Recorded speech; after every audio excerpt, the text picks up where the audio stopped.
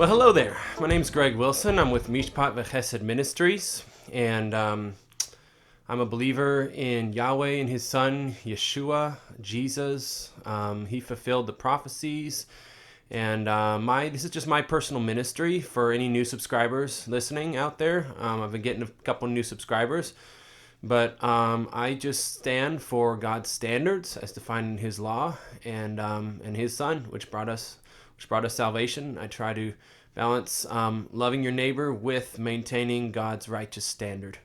So that's who I am, and I've got a new video. I was just thinking of a topic that I feel isn't talked about that much, and could use a little bit of clearing up of the subject. So my topic today is, what is a biblical pastor? In the USA today, at least, probably other countries too, but I feel like there's some abuse of the word pastor. We'll get into what the biblical definition of pastor really is, but largely today in especially big mega churches, the pastor is just a person that once every Sunday gives a cute little 30-minute message, and I don't know what else more. Maybe they're trying to care for their flock too, but I think there could be more focus on the biblical definition of a pastor, which is, let's get into that. In the Tanakh, or the Old Testament, the clearest place I see where God gives pastors in the Old Testament, you might think it's just New Testament, but it's Old Testament too, is based on a King James search, is Jeremiah 3:15, where God says, "And I will give you pastors according to mine heart, which shall feed you with knowledge and understanding." And so then in the New Testament, the clearest verse where it talks about the pastor role is Ephesians 4:11, where it's talking about in the church where God gives some as apostles, some prophets, some evangelists, some pastors and teachers. And so the Hebrew word for pastors from Jeremiah is roim, with the singular being roe. This is the same word used in the beloved Psalm 23, with the Lord being the chief shepherd, caring for David, who wrote the psalm, and for us like sheep. Indeed, the word for shepherd, roe, is closely related to the verb form ra'ah, which is Strong's H7462, meaning to tend a flock or to pasture it. By extension, this can also mean to associate with, as a friend. So kind of caring with, being a friend to the sheep almost. Lastly, it can also be used of a ruler or a teacher. So our New Testament definition of the word pastor, taken from Ephesians 4:11, is basically the same. The Greek counterpart of the Hebrew, Strong's G4166, which is poimen. It's of uncertain affinity. It's a shepherd, literally or figuratively, and it's translated as shepherd or pastor. But what the deal is basically the definition of a pastor is more along the lines of a shepherd, both in the Old and New Testament. And a shepherd takes care of the sheep, protects the sheep. And one can be a friend to the sheep. So I would just give a word of caution to pastors, especially in the United States, that call themselves pastors or shepherds. But what are they actually doing? Are they caring for the sheep, guiding the sheep, keeping the sheep from harm and all that? Are they loving and caring for the sheep, meeting with them, seeing how they're doing, what they're struggling with, how they can help them? Or could some possibly just be tickling ears once a week on a Sunday morning for 30 minutes or an hour? So notice also the pastor gifting in the New Testament and the Old actually was not the only type of leader running the show, as could possibly happen today in the U.S. or the world.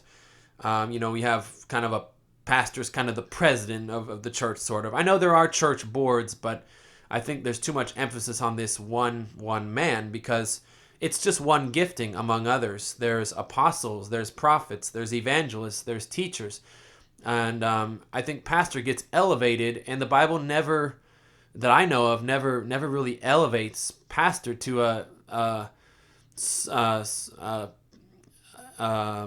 a better role than these other giftings. I think they should exist as brothers that are both serving the church. So I'm calling for pastors to take their proper role in the body of Christ, to not exalt themselves over thousands of people that they could never care for personally, as in some megachurches, but to instead find a proper amount of people that they can personally care for, like sheep that need taken care of. And remember, Yeshua, or Jesus, Yeshua is his Hebrew name, how he was probably called, how he was moved with compassion for the multitudes because they fainted and were scattered abroad as sheep having no shepherd. So pastors should have the shepherd's heart to care for people, guide them, make sure they're doing well. So he wanted to gather his people under his wings and love them and care for them like a mother hen. And he, unlike earthly pastors, he does have the ability to care for multitudes at the same time, at least as in his exalted role in heaven, being God in the flesh that can do that supernaturally. But yeah. But also, it should be said that in Ephesians 4:11, all the other giftings get their own category, but for pastor, it is grouped with teacher as well. He gave some as pastors and teachers, instead of saying like some as pastors, others as teachers. It's grouped together, pastors and teachers. So when you're studying the Greek word for pastor, for the biblical usage, it also mentions that in a parable from the Bible, the shepherd or pastor is the one to whose care and control others have committed themselves, and also whose precepts they follow. And we also saw how the Hebrew word roe could include a ruler or a teacher. So all this to say that yes, part of spiritually caring for sheep is, you could give messages and specifically teach good doctrine and protect the sheep from heresy or false doctrine, which is a weighty task when you consider all the ways the Bible can be interpreted.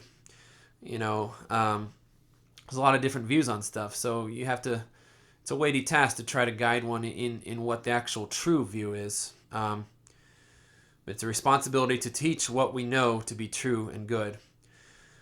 So yes, part of being a pastor could be teaching good doctrine, guiding the sheep, but not just tickling ears, teaching with the intent of caring for the people so they follow what is good and do not get lost or confused in heresy.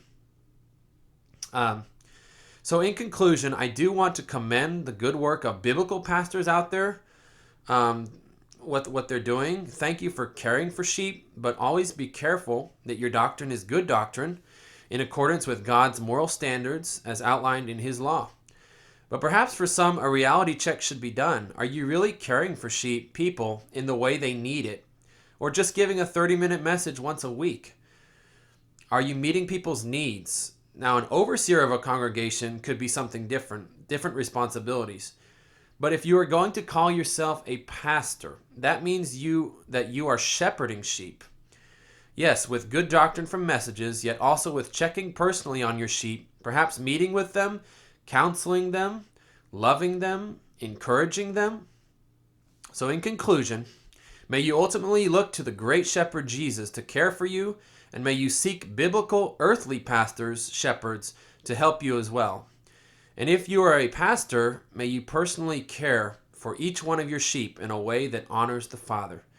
Thank you for watching, and God bless. And I'd love to hear any comments or questions below to continue this discussion. Thank you.